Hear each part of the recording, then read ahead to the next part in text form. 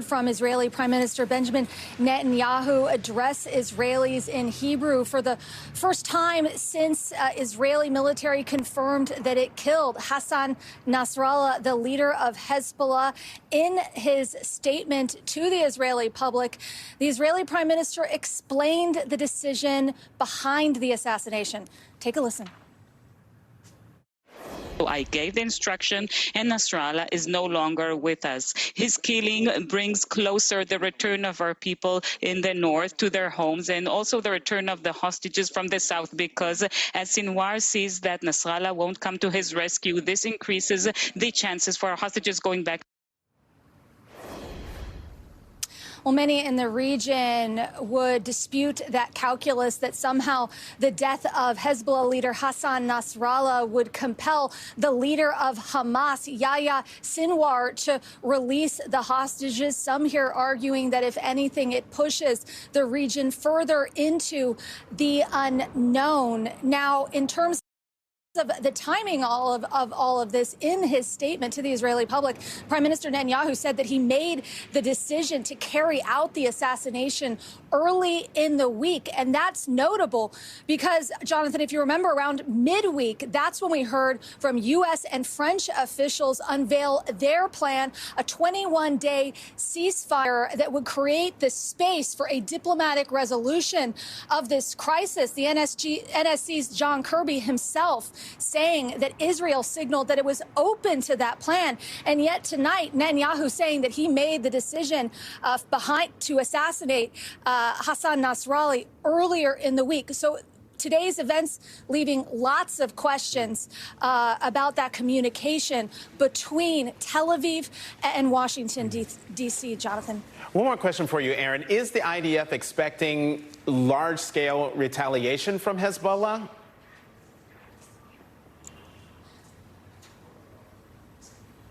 And I think I've lost you, Jonathan.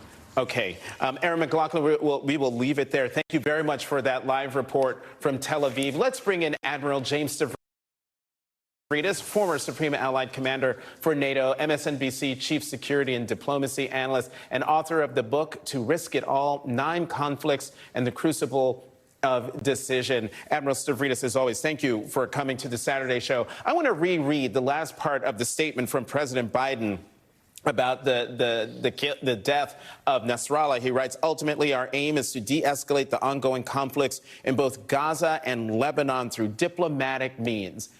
Is that even possible when it seems as though Israeli Prime Minister Benjamin Netanyahu, especially given what Aaron McLaughlin just told us, doesn't seem to want a diplomatic solution? Let me start with Nasrallah. He has more blood on his hands from Americans than I think many listeners really imagine. Going back to when I graduated from the Naval Academy in the 1970s, Hezbollah was killing Americans in the early 80s in Beirut. He's been tied up in this for decades. No way to put anything on this, but he is an enemy of the United States of America. Having said that, the way to think about this, Jonathan, is, okay, Israel is trying, as you heard from their prime minister, to get Israelis back into their homes and knock down the constant firing of missiles from Hezbollah to the north. Here in the West, and here we get to your excellent question, the West, both the U.S., France, U.K., European Union, everybody is going to press for a ceasefire here. I think it's unlikely in the immediate term to get a real ceasefire. Here's the good news, such as it is. I think it's also unlikely that this thing expands into a wider regional war, which I define as including Iran, the United States then pulled in. I think the chances of that are actually low. We are going to see continued turbulence on that border, continued strikes. As is always your way, Admiral, you anticipate my next two questions. So I'm going to move on to the next one. Can Israel afford to have a conflict with Hamas in Gaza and with Hezbollah on its northern border? Yeah, I'll answer that as a military officer, former Supreme Allied Commander. the short answer is yes.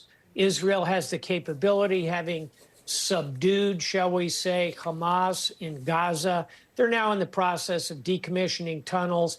The fighting there has now shifted to the north.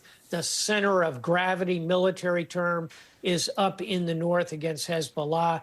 Israel has plenty of military capability to take that fight north.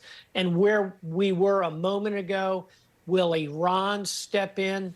You know, as I always say about the Iranians, they'll fight to the last Lebanese. They are not interested in bringing Iranians into the fight here. I don't see that happening. Israel has plenty of military capability to continue to go after Hezbollah in the north.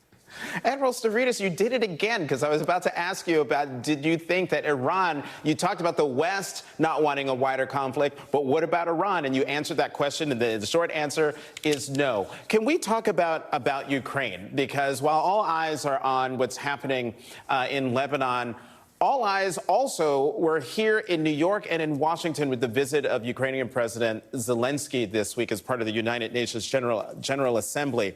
And I'm just wondering, one of the goals of President Zelensky in his meeting with the president was to get him to agree, to give him permission to use American long-range weapons to strike deep inside Russia as part of his effort to push back the Russian war on Ukraine. At this point in the war, why is President Biden still resistant to letting him do that? Let me first say, to your point, this is why I love being on your show, Jonathan.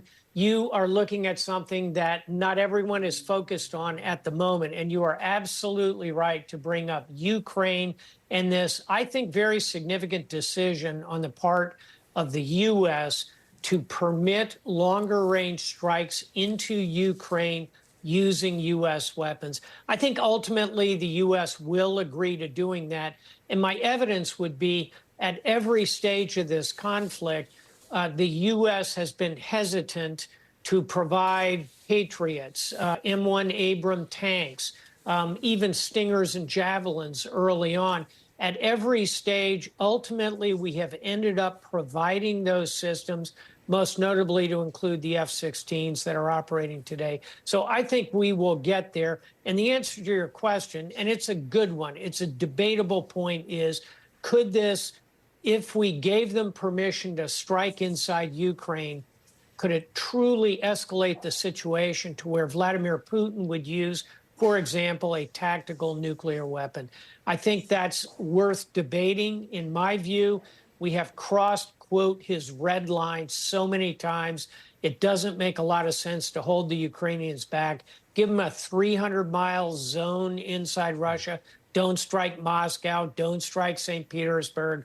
But it makes sense to give them permission to reach and go after military targets. I think that's how this one comes out, Jonathan.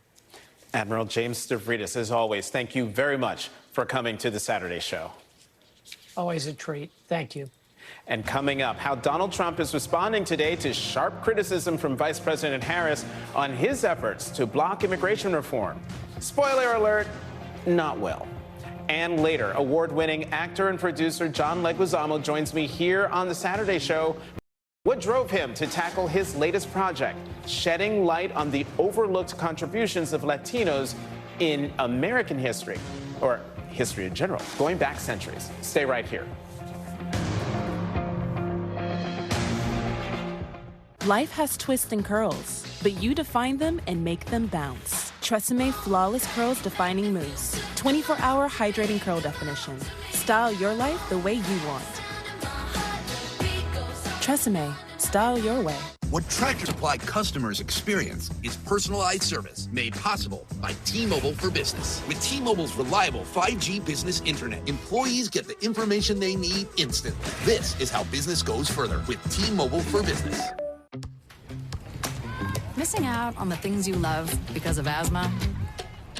Get back to better breathing with Fasenra, an add-on treatment for eosinophilic asthma that is taken once every 8 weeks. Fasenra is not for sudden breathing problems or other eosinophilic conditions. Allergic reactions may occur. Don't stop your asthma treatments without talking with your doctor. Tell your doctor if your asthma worsens. Headache and sore throat may occur. Tell your doctor if you have a parasitic infection. Step back out there with Fasenra. Ask your doctor if it's right for you. What's up? Who are you? I'm your inner child. Get in. Listen, what you really need in life is some freaking torque. Oh, now we're torquing. Power shot. The Dodge Hornet RT, the totally torqued out crossover. The higher the horsepower, the more Power Dollars bonus cash allowance. Don't miss Dodge Power Dollars. Catch them before they're gone. Rise up this morning, smile with the rising sun. This is my Sandals Jamaica sale is now on. Visit sandals.com or call 1-800-SANDALS. It started clicking for me when I actually got the Varro Believe card, because I started noticing that my credit was improving. And I was like, wait, is my credit score going up? I haven't seen my credit score like this in a while. And then I realized, like, okay, it's because of Varro Believe. By me being able to build my credit, I've been able to buy another vehicle, an electric vehicle. I feel like Varro helped me reach my goal of getting my car. Without Varro, I wouldn't have been able to do it. You should sign up for Varro today. As a cardiologist, when I put my patients on a statin to reduce cholesterol, I also tell them it can deplete their CoQ10 levels. I recommend taking Cunol CoQ10. Cunol has 3 times better absorption than regular CoQ10. Cunol, the brand I trust. Big boss, man. Talk to me. Coach, what's with this offense? Tyrese, he only needs 1 yard. I know you got a promo code. Sign up with promo code TE1 to get a free pick. You just told us all. Nobody wants to put a new roof over their head. It's too expensive. And if they can extend the life of that roof and get 5 more years or 10 more years, it's a no-brainer. What RoofMax does is it helps people in that they don't have to spend that $15,000, $20,000 on a new roof. They can spend pennies on the dollar. The RoofMax product was a small percentage of cost of replacing a roof. This is a great financial decision for us as a community. With Chime, I can get paid when I want. I couldn't believe it. I can get up to $500 of my pay on my schedule. There's no interest, no credit checks, no mandatory fees. And that's why I Chime. Join me at chime.com and get paid when you say. I love how light it feels. It's not heavy, it's not cakey. I feel like I'm not wearing any makeup at all. I don't see any other reason to try any other makeup foundation ever. The Daymaker pant by Public Rec. More comfortable than jeans, more stylish than sweats. With the Daymakers, you can choose your waist and length sizes to guarantee a perfect fit. Now comfort looks good. Yesterday, for the first time as a Democratic nominee, the vice president visited the southern border, thus putting a spotlight on a top issue for voters and a seeming liability for her party, immigration. Vice President Harris traveled to Douglas, Arizona, where she gave a speech laying out specific plans to reduce illegal crossings, which includes keeping the border closed between ports of entry. She also used her address to shine a light on Donald Trump's immigration hypocrisy. He continues to attack her on this issue, but she reminded voters that it was Trump who worked behind the scenes to prolong the immigration crisis. As president, I won't only bring back the border security bill that Donald Trump tanked. I will do more to secure our border. It was the strongest border security